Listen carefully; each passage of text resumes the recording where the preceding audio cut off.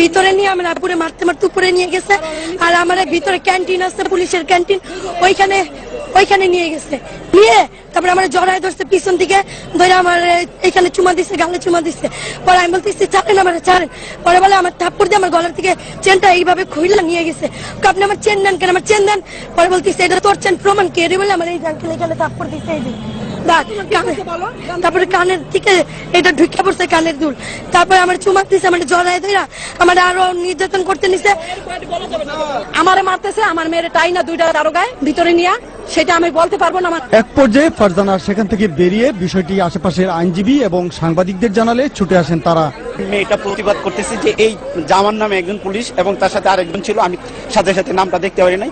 জামান নামে দেখা বলতেছে এইটা আমাকে এভাবে ধরে নিয়ে গেছে ভিতরে। আইনজীবীদের সামনে ওই পুলিশ সদস্যকে চিহ্নিত করতে তারা পুলিশ ক্লাবের ভেতর ঢুকতে চাইলে বাধা দেওয়া হয়। তর্কাতর্কির এক পর্যায়ে আইনজীবী এবং গণমাধ্যমের আদালত প্রতিবেদকদের লাঠিপেটা করে পুলিশ। পুলিশের পিটুনিতে 3 আইনজীবী আহত হন।